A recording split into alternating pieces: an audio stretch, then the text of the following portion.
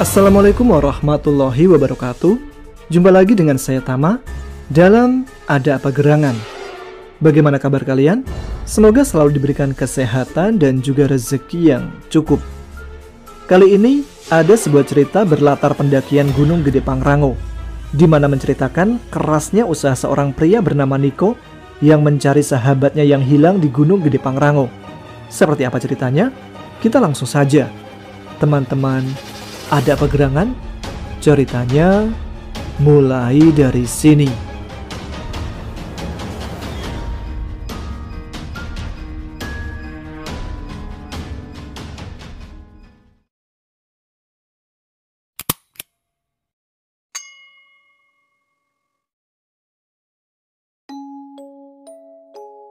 Langkah kakiku terhenti sejenak di jembatan penyeberangan.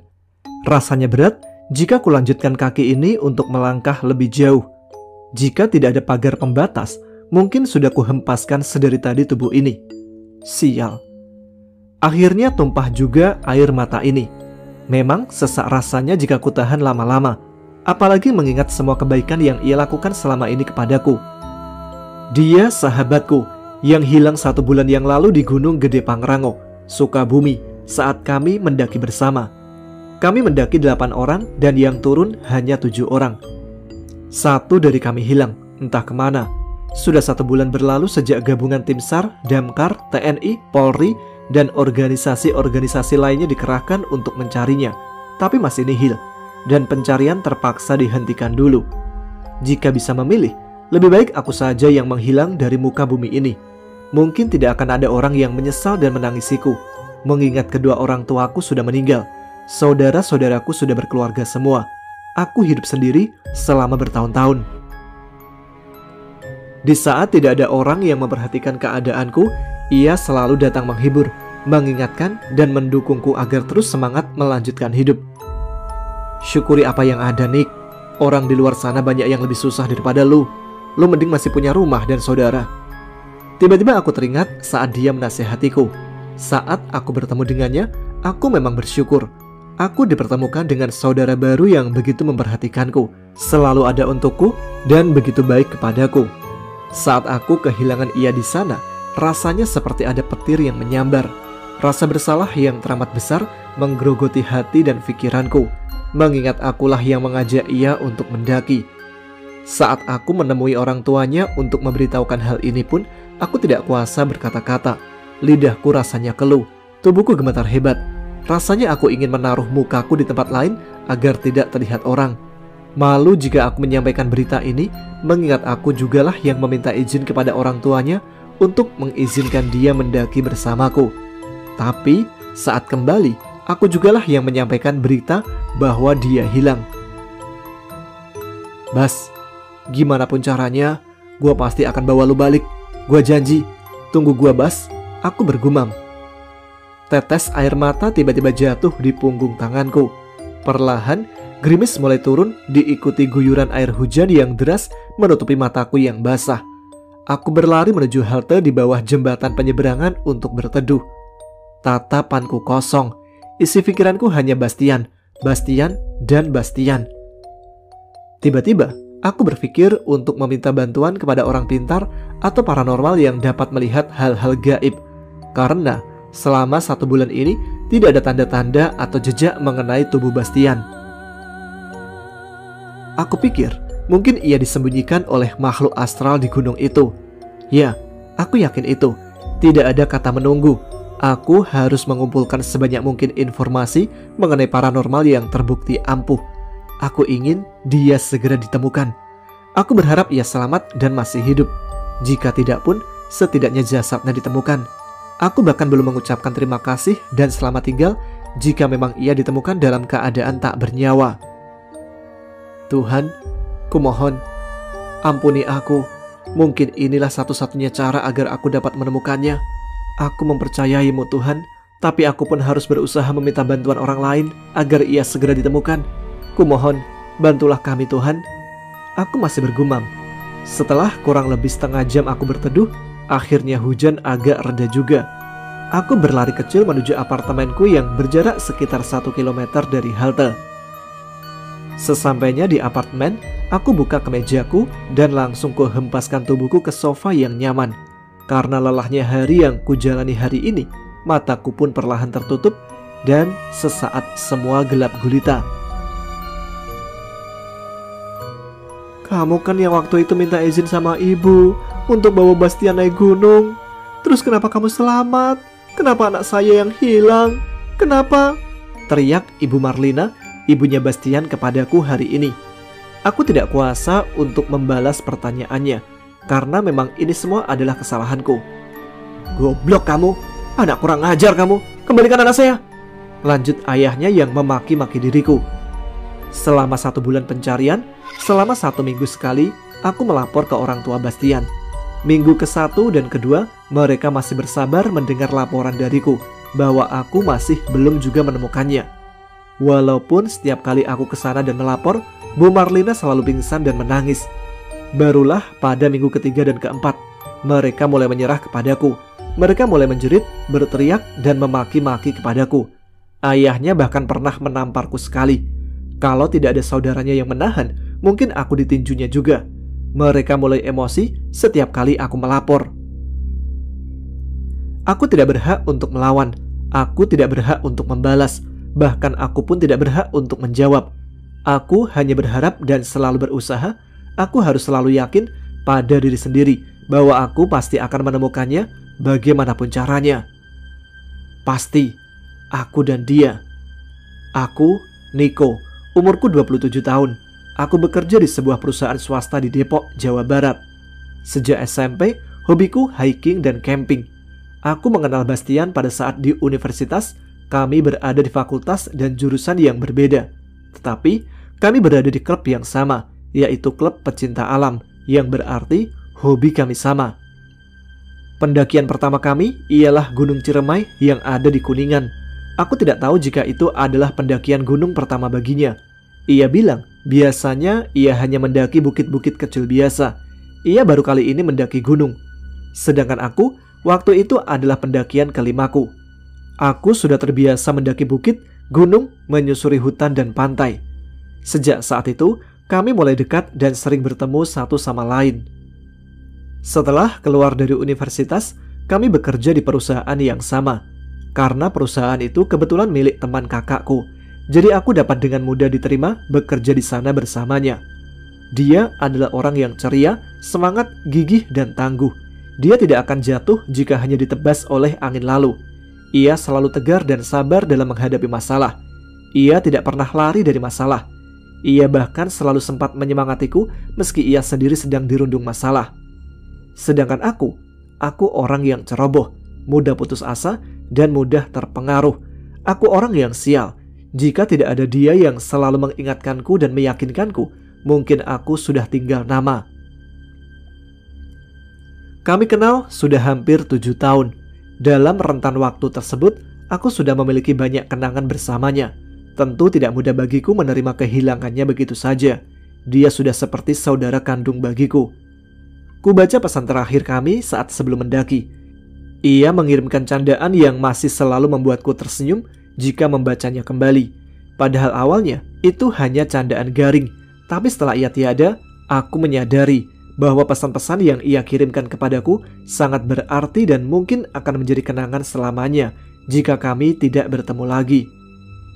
Entar-entar melulu, keburu bulukan lu. Ku baca satu-satu pesannya yang bermaksud meledekku. Sebelumnya, ia menyuruhku untuk segera menikah, tapi aku menolak terburu-buru dan hanya menjawab, nanti juga ada jodohnya. Kalau gue sih mending, ntar juga emang gak bakal ada jodohnya. Diikuti emot ketawa. Lah, kok gitu? Tanyaku keheranan dengan pertanyaannya. Iyalah, ditutup dengan emot nyengir. Entah berapa puluh paranormal, orang pintar, ustadz, kiai yang telah aku datangi untuk dimintai pertolongan dalam mencari keberadaan Bastian. Ada yang hanya memberitahu kalau Bastian masih hidup, tapi tidak dapat menjelaskan di mana keberadaan jelasnya. Ada yang memberitahu keberadaan gaibnya, tapi tidak jelas di mana keberadaan nyatanya. Bahkan, ada yang sampai berpura-pura dirasuki oleh rohnya dan memberitahu di mana ia berada, tapi hasilnya nihil. Semuanya omong kosong. Semua hanya harapan palsu, semua tidak dapat kupercaya lagi.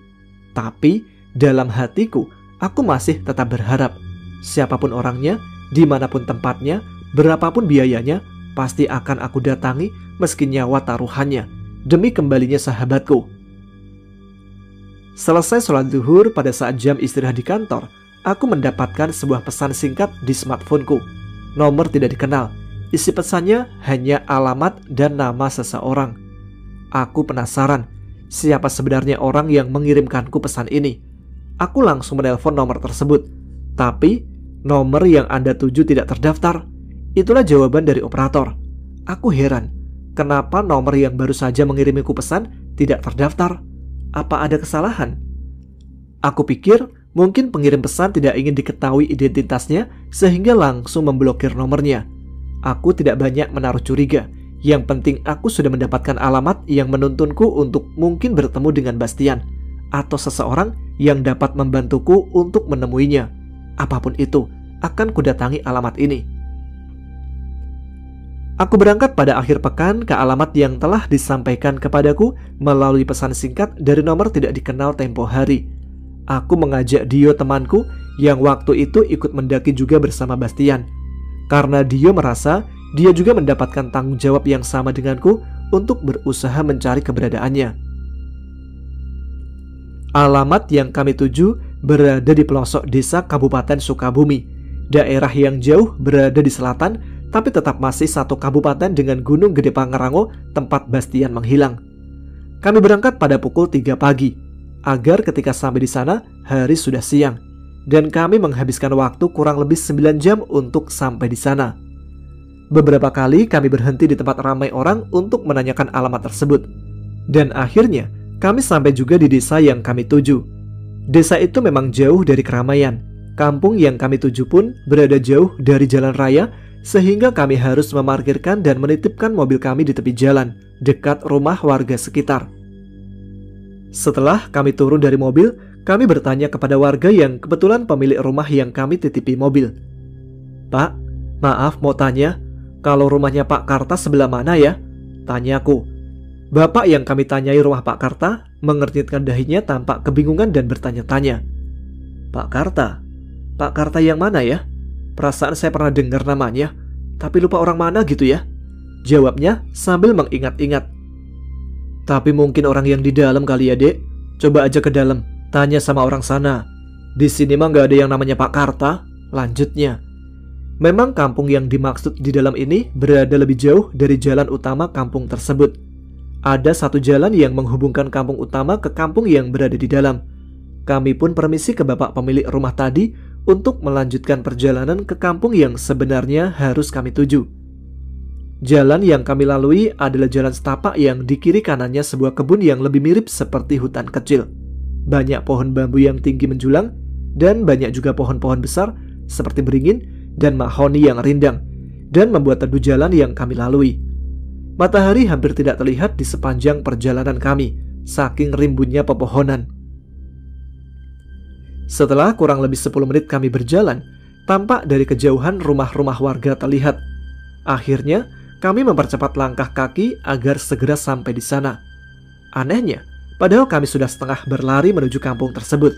Tapi entah kenapa, rumah-rumah yang kami lihat di depan terasa malah terus menjauh dari kami, seperti melihat fata morgana. Kami baru ingat kalau ini pasti halusinasi, dan langsung beristighfar. Rasanya berat dan capek sekali. Kami memutuskan untuk duduk sebentar di bawah pohon bambu yang rindang untuk beristirahat. Kami rasa kampung ini mengerjai kami. Tidak ada yang beres di sini. Tiba-tiba, "Siapa ya?" Kami terhenyak ketika di depan kami tiba-tiba ada seorang kakek-kakek bungkuk bertanya dengan menggunakan bahasa Sunda. Sebelum kami menjawab pertanyaannya, kami melihat wujud kakek tersebut dari bawah sampai ke atas. Kami harus memastikan kalau kakinya menapak ke tanah, karena kami tidak melihat dari arah mana ia datang. Dan ternyata kakinya menapak. Tampaknya ia datang dari arah yang tidak kami lihat karena saking lelahnya kami berlaris dari tadi, mengejar kampung yang terus menjauh dari kami. "Kami dari Jakarta, Pak. Mau ketemu sama Pak Karta, ada perlu," jawab Dio tanpa basa-basi. "Oh, Karta. Sebelah sini Karta mah. Ayo, ajak si kakek. Ia menuntun kami menuju rumah Pak Karta. Kami lega. Akhirnya kami sampai di kampung tersebut dengan mengikuti kakek tersebut. Untuk menuju rumah Pak Karta, kami melewati beberapa rumah panggung yang rata-rata tampak terlihat sudah tua dan reot. Terhitung, mungkin ada belasan rumah saja di sana. Terlihat orang-orang yang sedang beraktivitas di depan rumahnya mengerjakan pekerjaannya masing-masing. Ada yang sedang menyerut daun kelapa, ada yang sedang menjemur baju, ada juga anak-anak yang sedang bermain di halaman rumah. Para penduduk kampung di sana tampak acuh kepada kami yang melewati rumahnya. Tidak ada yang bertanya, bahkan sekedar basa-basi kepada kami. Mungkin, kupikir sudah biasa bagi mereka melihat orang asing melewati rumah mereka untuk berkunjung ke rumah Pak Karta. Rumah Pak Karta berada agak jauh terpisah dari yang lain dan berada di belakang rumah-rumah tersebut. Sampailah kami di depan rumah Pak Karta. Hanya rumah inilah satu-satunya rumah yang terbuat dari batu dan agak luas. Tetapi seperti sudah lama tidak terurus, karena di depan rumahnya tampak banyak debu dan daun-daun kering berserakan. Assalamualaikum. Si kakek lebih dulu memberi salam. Waalaikumsalam. Dari dalam rumah langsung terdengar suara menjawab salam. Tidak lama seorang pria bertubuh tinggi tegap membuka pintu. Tampaknya ia masih terlihat muda. Mungkin usianya kurang lebih sekitar 40 atau 50 tahunan. Ini anak-anak dari Jakarta, katanya mau ketemu kamu, kata si kakek menjelaskan. Oh, silakan masuk, silakan, ajak bapak tersebut. Kami berdua pun masuk ke dalam rumah bapak tadi yang kemungkinan ialah Pak Karta. Setelah kami dipersilakan duduk, aku pikir kakek tadi mengikuti kami sampai ke dalam. Ternyata ketika aku melihat keluar melalui jendela rumah, aku sudah tidak melihatnya lagi. Mungkin ia sudah pergi, pikirku. Kami bahkan belum sempat berterima kasih kepadanya karena sudah mengantar kami langsung ke rumah Pak Karta. Silakan diminum. Maaf, saya tidak punya apa-apa untuk disuguhkan. Pak Karta menyodorkan gelas dan teko yang berisi air putih kepada kami. Tanpa basa-basi, kami langsung menerima tawaran beliau karena memang kami sudah haus sedari tadi. Mengingat kami sudah hampir setengah jam berlari menuju kampung ini. Terima kasih Pak, ucap kami. Dari tadi malam sampai tadi siang pantat sebelah kiri saya ini kedutan terus. Biasanya sih kalau seperti itu suka ada yang mau bertamu dari jauh. Ternyata ada orang Jakarta kesini. Jauh-jauh kesini ada perlu apa adik-adik? Pak Karta membuka pembicaraan menanyakan tujuan kami. Sambil mendengarkan pertanyaan dari Pak Karta, dari saat pertama aku melihatnya, pikiranku masih menebak-nebak berapa usia pria yang ada di hadapan kami saat ini sebenarnya. Karena aku pikir perawakannya masih terlihat masih segar dan tegap. Ilmu apa yang sebenarnya ia miliki? Dan siapa sebenarnya orang yang sudah merekomendasikan kami untuk menemuinya? Apa tujuannya? Dan apa maksudnya? Saya Niko Pak, dan ini teman saya Dio. Kami jauh-jauh ke sini karena tempo hari saya mendapat pesan singkat bahwa saya harus menemui Bapak kalau ingin bertemu lagi dengan teman saya. Kebetulan teman saya 1 bulan yang lalu menghilang di Gunung Gede Pangrango Pak. Saat itu kami mendaki 8 orang dan yang turun hanya 7 orang karena salah satu teman kami yang bernama Bastian menghilang Pak, jelasku. Sambil mendengarkan ceritaku, kepalanya mengangguk-angguk tanda sudah paham dengan masalah yang tengah aku hadapi. Kalau boleh saya tahu, apa Bapak sendiri yang mengirim pesan singkat itu ke nomor saya? Soalnya nomor yang kirim pesannya memang nomor baru Pak, tanyaku memastikan. Sambil tersenyum ia menjawab, mana ngerti saya yang begituan dek. Seumur-umur gak pernah punya yang begituan saya mah. Kalau ada yang perlu ya suka langsung aja mereka kesini, gak pakai begitu-begituan. Gak ngerti saya. Ia tertawa lepas. Kemudian aku melanjutkan pertanyaanku. Oh, begitu ya Pak. Kalau begitu, Bapak betul bisa bikin teman saya balik lagi Pak. Maksudnya, Bapak tahu teman saya di mana adanya gitu? Sama persyaratan apa aja yang harus saya bawa Pak? Ayam jago putih? Ayam cemani? Pisang merah? Atau... Aku terlalu bersemangat bertanya sampai-sampai dia menepak pundakku untuk menghentikan pertanyaan-pertanyaan yang aku lontarkan kepada Pak Karta. Hahaha. Pak Karta tertawa mendengar ocehanku. Sudah. Sekarang mending kalian istirahat saja dulu di sini. Ini sudah mau maghrib. Kalau kalian pulang, pasti nggak akan sempat. Jalanannya gelap. Nginep saja di sini dulu ya. Ada kamar kosong kok, kata Pak Karta. Maghrib? Gelap? Loh, bukannya ini masih pukul 11? Pikirku. Aku dan Dio saling pandang satu sama lain keheranan. Sambil memasang wajah terkejut, aku melihat keluar rumah. Ternyata langit memang sudah mulai gelap dan matahari sudah hampir tenggelam. Ketika kami melihat jam di HP kami, ternyata jam sudah menunjukkan pukul 5 lewat 45 menit. Padahal ketika kami memarkirkan mobil di kampung depan, kami melihat HP kami, jam masih menunjukkan pukul 9 lebih 10 menit. Dan saat kami beristirahat di bawah pohon bambu sebelum bertemu si kakek, jam menunjukkan pukul 10 lebih 55 menit. Dan sekarang sudah maghrib. Benar-benar kampung yang aneh. Aku tidak henti-hentinya berzikir dan membaca ayat-ayat suci untuk menjaga diriku dari hal-hal yang tidak diinginkan ketika sedang berada di kampung ini. Apalagi ditambah kami harus terpaksa menginap di salah satu rumah warganya yang baru kami kenal dan baru beberapa menit kami berbincang dengannya. Tidak banyak berkomentar, kami mengiyakan ajakan Pak Karta karena memang beresiko jika kami memaksa untuk pulang. Mengingat jalan yang kami lalui menuju kampung ini begitu aneh, dan kami takut tersesat jika gelap-gelap kami menerobos jalan tersebut. Pak Karta pun mengantarkan kami menuju kamar yang ia maksud.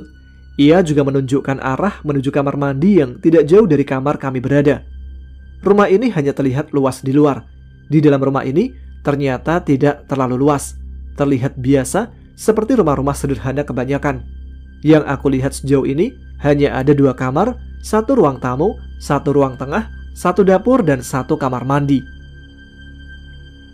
Keluarga Bapak kemana, Pak? Tanyaku, karena dari tadi aku tidak melihat ada orang lain selain kami bertiga di rumah ini. Pada pergi. Istri dan anak-anak saya ke rumah neneknya, jawabnya. Oh, kebetulan sekali, Pak. Ketika kami kesini, Pak Karta nggak ikut pergi sama anak dan istrinya ke rumah nenek. Berarti Pak Karta ini masih muda, pikirku, mengingat ia masih punya orang tua atau mertua. Anaknya ada berapa, Pak? Tanyaku lagi sambil memperhatikan Pak Karta membereskan tempat tidur untuk kami. 2, sepasang, jawabnya singkat. Oh, aku tidak meneruskan pertanyaanku karena merasa tidak enak jika terlalu banyak bertanya. Sebenarnya saya pernah ke Gunung Gede. Tiba-tiba Pak Karta membuka pembicaraan baru. Lumayan sudah lama sih, dan saya ingin ke sana lagi, tapi nggak ada yang nganter, jelasnya. Memang waktu itu Bapak ke sana sama siapa? Tanyaku. Sama bapak saya, jawabnya lagi. Kemudian dia mengajak kami untuk duduk di ruang tamu lagi. Sementara itu, dia minta izin untuk membersihkan diri di kamar mandi. Sambil menyulut rokok, Pak Karta melanjutkan ceritanya. Waktu saya baru 1 tahun nikah sama istri, saya diajak bapak saya ke Gunung Gede. Gak bawa apa-apa. Saya kira cuma mau nyari kayu bakar, berburu atau apa gitu. Ia mulai menghisap lalu menghembuskan asap rokoknya. Ternyata saya dibawa sampai hampir ke puncak. Selama di perjalanan, saya nanya ke bapak, Pak, mau kemana kita, Pak? Tapi gak dijawab-jawab. Ia pegang tangan saya terus. Mungkin takut saya kabur. Anehnya dari bawah sampai di atas gunung gak kerasa capek, malah kayak melayang aja gitu ketika tangan saya dipegang sama bapak. Kayak zut gitu ke atas. Pak Karta memperagakan tangannya ke atas seperti meluncur. Memang sih, bapak saya ini dukun, jadi punya banyak kenalan dan teman dari dunia gaib gitu. Bahkan kata ibu saya, bapak ini muridnya Mbah Surya Kencana, penunggu di sana. Saya juga sempat mikir, apa mungkin bapak mau nurunin ilmunya ke saya? Gitu kan? Walaupun sebenarnya saya nggak mau, tapi kalau terpaksa ya mau gimana lagi? Pikir saya gitu. Ia menghisap lalu menghembuskan rokoknya lagi. Sampai di atas kita berhenti. Gak kayak melayang lagi, tapi ini beneran kerasa sama saya. Kalau kaki saya napak ke tanah dan mulai jalan kaki. Terus bapak lepasin tangan saya. Dia jalan ke depan. Tiba-tiba saya kok lihat pohon gede banget gitu. Gak tahu pohon apa, kurang jelas. Soalnya kami kesana waktunya hampir gelap. Kira-kira maghrib lah. Pohonnya ada 2, di kiri dan di kanan. Jaraknya kurang lebih ada 10 meteran lah ya. Jadi kayak gerbang gitu loh. Nah, bapak saya jalan ke situ, terus berhenti di depannya sambil baca mantra-mantra. Saya nggak tahu apa yang bapak saya baca. Aku mulai penasaran dengan ceritanya dan mulai serius mendengarkan. Terus, bapak ngajak saya masuk ke gerbang pohon gede itu. Pas masuk, ular! Tiba-tiba terdengar teriakan suara Dio dari arah kamar mandi. Sontak saja kami langsung bergegas menghampirinya. Dia sudah ada di luar kamar mandi. Aku bertanya di mana ularnya berada. Itu, di bak, teriak ia ketakutan. Ketika aku melongo ke dalam bak mandi, ternyata memang ada ular piton besar di sana seperti sedang tertidur. Tadi gue mau ngambil air di bak karena air di ember habis. Pas gue lihat ke dalam, ada ularnya, jelas Dio. Aku melihat ke arah Pak Karta yang masih berdiri di luar kamar mandi dengan bibir yang agak tersungging. Aku heran, kenapa di saat kami sedang kepanikan karena ada ular di bak kamar mandinya, kenapa ia bisa setenang itu? Apa dia sudah tahu bahwa di sana memang ada ular? Atau ular itu memang peliharaannya? Ini gimana, Pak? Kok bisa ada ular di dalam bak kamar mandi rumah Bapak? Aku bertanya dengan agak sedikit keheranan. Oh, itu memang sudah ada di situ sejak istri dan anak-anak saya pergi, katanya. Kemudian dia pergi lagi menuju ruang tamu tempat kami duduk bersama tadi. Aku semakin bingung, kenapa dia bisa setenang itu? Lalu, bagaimana dengan ular ini?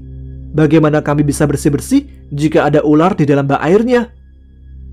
Lah, terus kita mau mandi gimana, Pak? Tanya Dio yang masih telanjang dada. Di belakang rumah saya ada sumur. Ambil saja air dari sana, nak Dio, kata Pak Karta. Dia pun langsung bergegas ke belakang rumah diantar olehku. Ketika kami membuka pintu belakang, kami langsung melihat sumur yang jaraknya kurang lebih 20 meter dari pintu. Tetapi di sana juga terdapat kebun bambu yang rimbun dan gelap. Dio yang tadinya ingin bersih-bersih mengurungkan niatnya karena tidak berani jika harus menimba air di sumur yang di sekitarnya hutan bambu yang rimbun, menambah kesan angker dan ngeri. Di dalam ada ular. Di luar bisa jadi ada komodo kali. Udahlah, gak jadi gua mandinya. Mending besok aja kita numpang di bapak yang tempat kita parkir, katanya. Ya udah, sekarang mending kita denger dulu cerita Pak Karta. Tadi sebelum lu teriak ada ular, dia lagi cerita pengalamannya di Gunung Gede. Habis selesai denger, baru kita tidur, ajakku pada Dio. Ya udah ayo, Dio setuju. Kami pun kembali lagi ke dalam rumah dan duduk di depan Pak Karta yang sudah duduk dari tadi menunggu kami. Sudah ngambil airnya? Tanya Pak Karta pada kami. Gak jadi, Pak, besok pagi aja, jawabku. Gimana, Pak, kelanjutan ceritanya tadi? Keburu ada ular, jadi kepotong ceritanya. Aku membuka percakapan kembali. Tadi sampai mana ya? Ia balik bertanya. Sampai Pak Karta sama bapaknya masuk ke pohon gede yang kayak gerbang itu, Pak. Aku mencoba mengingat-ingat kembali ceritanya yang sempat terpotong. Oh, iya. Ia menghela nafas sejenak, kemudian menghisap rokoknya kembali yang sempat ia simpan dulu tadi. Saya kan masuk tuh ya sama bapak saya ke gerbang pohon gede itu. Nah, pas saya masuk, tiba-tiba sudah ada sebuah jembatan, dan di depan saya ramai banget, kayak ada acara apa gitu. Ia berhenti sejenak untuk menghisap rokoknya kembali. Dio sampai mengibas-ngibaskan tangannya untuk menepis asap rokok yang sedari tadi hampir menutupi ruangan tempat kami berada. Ternyata itu sebuah pasar. Kami mulai jalan masuk ke pasar itu. Itu pasar kayak pas hari Minggu aja, rame banget. Di kiri kanan banyak toko-toko yang jualan. Pembelinya juga rame lalu lalang. Kesana kemari, di sana sini. Saya nanya sama bapak, Pak, ini pasar mana? Dia nggak jawab. Dia jalan terus tanpa melihat kanan kiri dan nggak tertarik sama sekali keadaan di pasar itu. Cerita ini semakin seru saja. Aku dan Dio fokus mendengarkan cerita Pak Karta sampai-sampai kami tidak sadar kalau sudah tengah malam. Dio sudah tertidur, sedangkan aku masih mendengarkan cerita Pak Karta sampai selesai. Ia bercerita sampai pukul 1 dini hari. Inti dari ceritanya adalah ia dijodohkan oleh bapaknya kepada salah satu putri Raja Jin Gunung Gede yang bernama Sringsih, yang sebelumnya dikenalkan lebih dulu oleh Mbah Surya Kencana. Sringsih ini merupakan keponakan dari Mbah Surya Kencana yang notabene penunggu Gunung Gede dari bangsa Jin. Tetapi pada akhirnya Pak Karta menolak perjodohan itu dengan alasan ia sudah menikah dan mempunyai istri di dunia manusia. Tapi bapaknya tetap memaksa dan mengiming-imingi ini itu kepada Pak Karta. Terakhir dia berbincang dengan Sringsih yang dijodohkan kepadanya secara empat mata. Dalam hati kecilnya sebenarnya Pak Karta langsung jatuh cinta kepada pandangan pertama kepada Sringsih, putri jin tersebut saking cantik dan anggun parasnya. Tetapi kesetiaan dan kenyataanlah yang menyadarkan Pak Karta sehingga ia tetap menolak secara halus perjodohan itu. Saat ia dan bapaknya akan kembali pulang ke dunia nyata, Sringsih menghampiri Pak Karta. Ia memberinya sebuah batu yang mirip seperti batu safir berwarna biru tua, mengkilat sambil berbisik. Saat waktunya sudah tiba, kembalilah ke sini dan bawalah batu ini bersamamu, kata Sringsih. Pada saat itu, Pak Karta tidak begitu mengerti apa yang dimaksud oleh Sringsih. Tapi, pada saat ini, ia merasa seperti ada kesempatan untuk menemui Sringsih lagi dengan mengantar kami untuk mencari Bastian yang kemungkinan berada di kerajaan jin tersebut. Ketika ia mengakhiri ceritanya, aku tidak banyak bertanya dan lebih banyak mengangguk. Kemudian aku mulai memberanikan diri langsung meminta tolong kepadanya untuk mengantar kami masuk ke kerajaan jin yang ia masuki dulu saat bersama bapaknya. Berarti bapak bisa antar kami ke sana? Pakai batu yang putri itu kasih ke bapak? Tanyaku. Ya bisa saja, tapi jangan bawa banyak orang. Sudah, kita bertiga saja. Soalnya kalau banyak-banyak, saya nggak tahu bisa bawa masuk atau enggak, jelasnya. Oh, iya baik pak. Saya juga rencananya nggak bakal bawa orang lagi kok selain kita. Jadi, bisanya kapan pak kita berangkat? Tanyaku lagi memastikan. Besok saja yuk, katanya mantap. Aku menghela nafas dan tersenyum. Akhirnya, setelah 1 bulan lebih mencari orang-orang yang bisa menuntunku ke Bastian, ada satu orang yang membuatku yakin akan benar-benar bertemu dengannya lagi. Walau harus masuk ke dunia lain, aku sudah yakin dan mempersiapkan mentalku untuk hal ini. Dulu bapak masuknya lewat jalur mana pak? Selabintana atau Cibodas? Wah, kurang tahu juga ya. Soalnya dulu seingat saya, tiba-tiba saya sudah berada di sana aja sama bapak. Gak tahu lewat mana-mananya.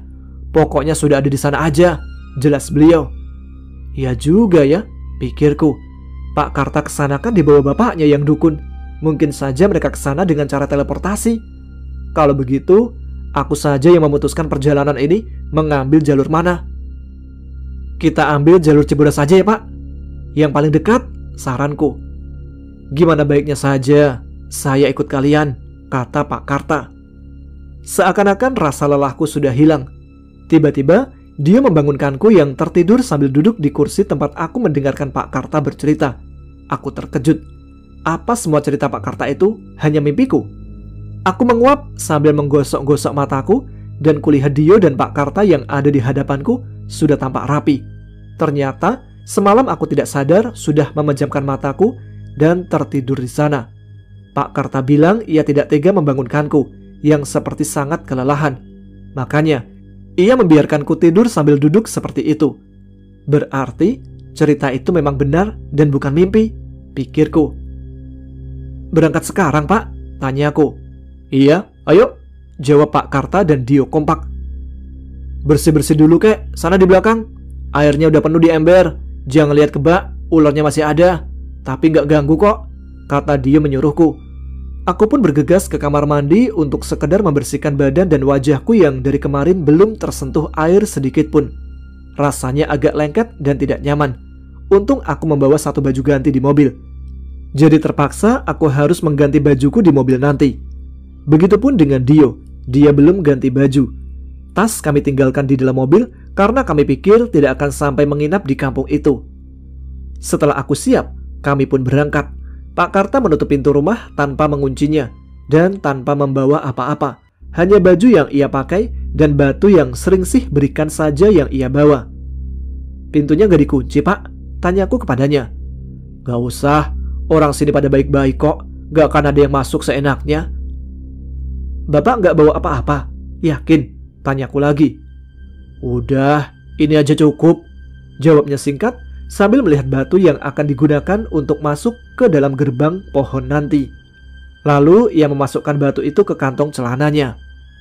Ya sudahlah, lagian kalau untuk bekal dan air minum saja di mobil kita juga kan ada.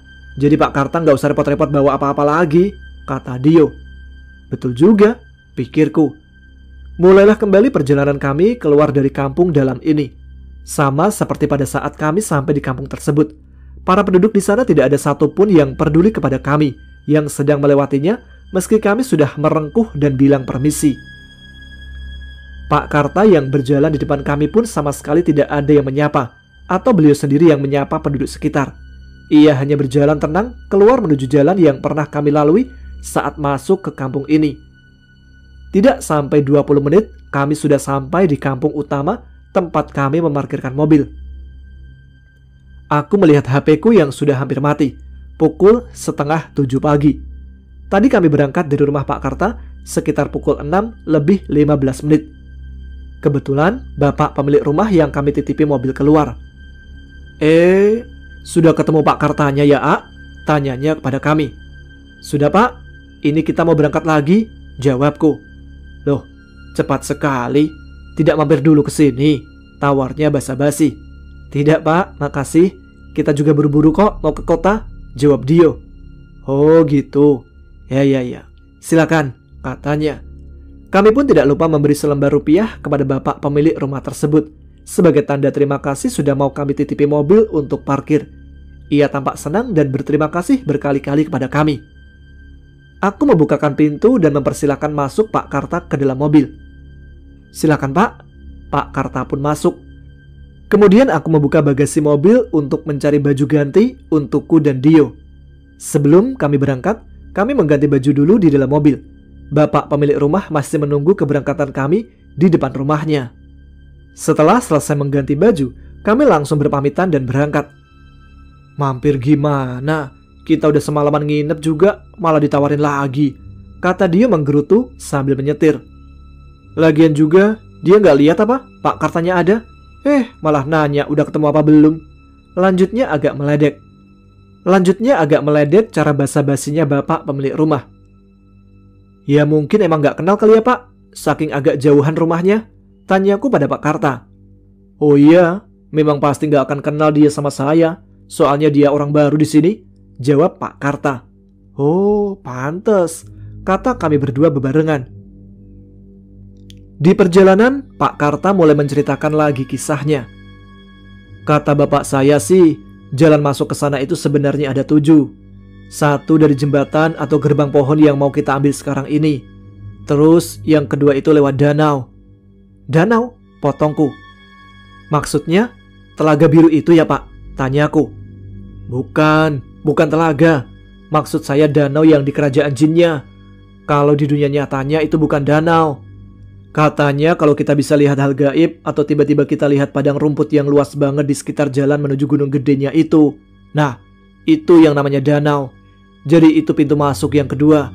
Lewat situ bisa, terangnya. Jadi, padang rumputnya juga berarti gaib dong Pak? Giliran Dio yang bertanya. Ya mungkin. Soalnya ada yang bilang pernah lihat, tapi orang lain gak lihat. Ada yang pernah masuk juga ke padang rumputnya, tapi gak masuk ke kerajaan jinnya. Ada juga yang langsung masuk ke kerajaan jinnya yang munculnya di sana ya di danau itu.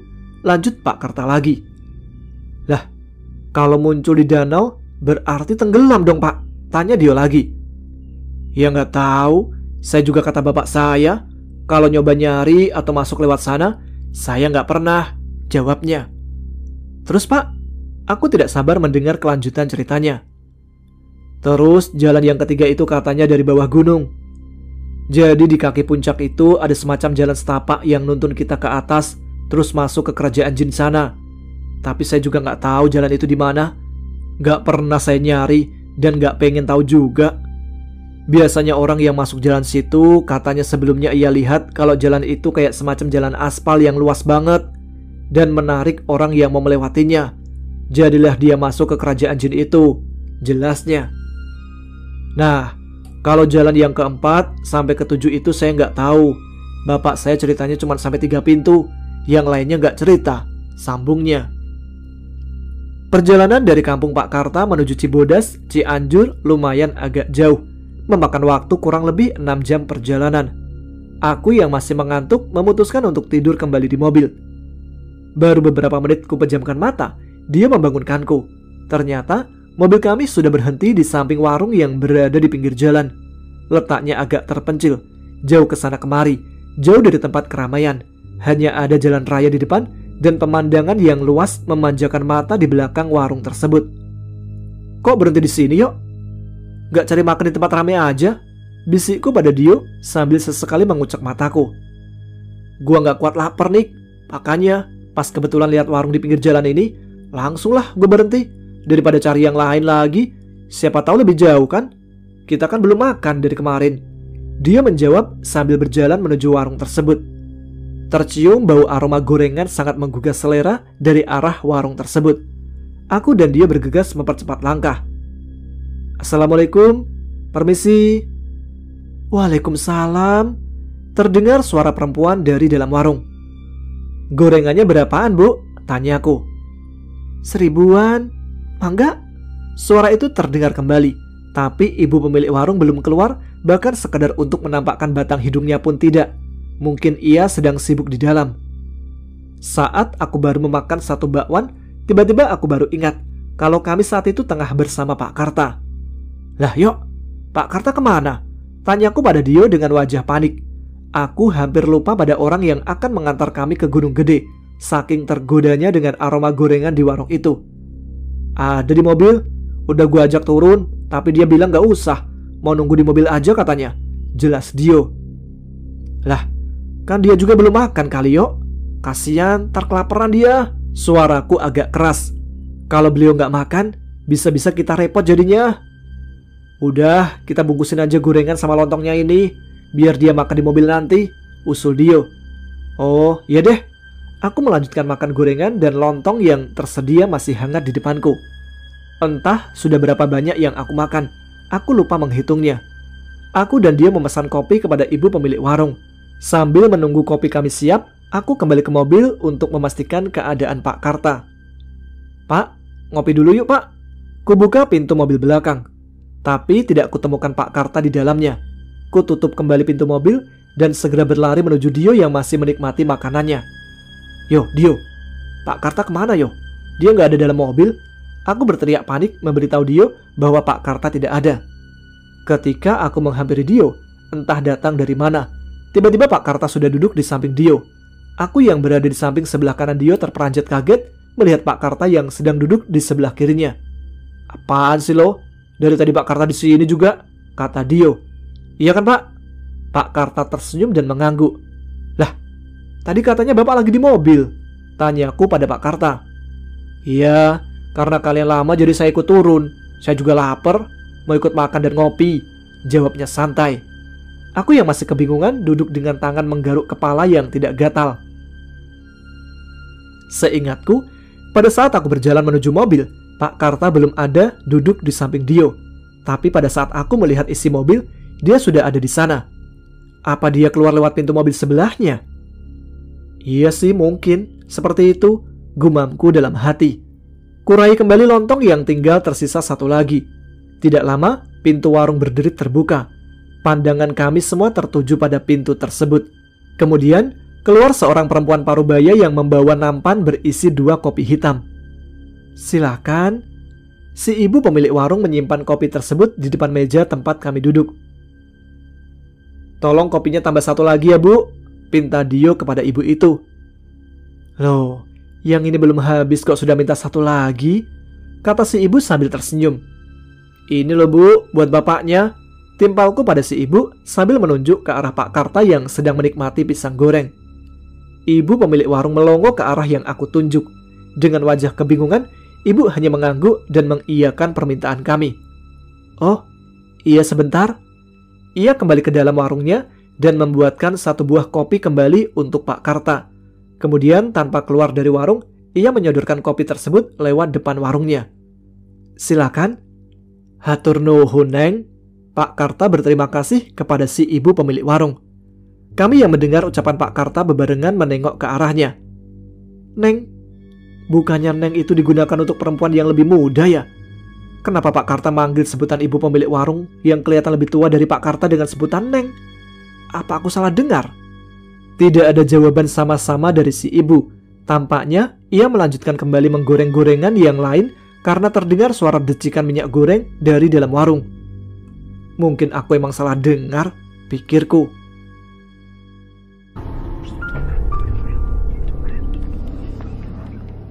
Baik, sampai di sini dulu cerita kali ini. Kita sambung lagi esok hari. Yang penasaran bagaimana kelanjutan perjalanan Niko mencari sahabatnya? Aktifkan notifnya biar nggak ketinggalan. Terima kasih buat kalian semua yang sudah support semua channel Ada Apa Gerangan. Jangan lupa subscribe bagi yang belum, tuliskan komen, tunjukkan eksistensi kalian. Saya Tama pamit, tetap semangat, jaga kesehatan. Wassalamualaikum warahmatullahi wabarakatuh.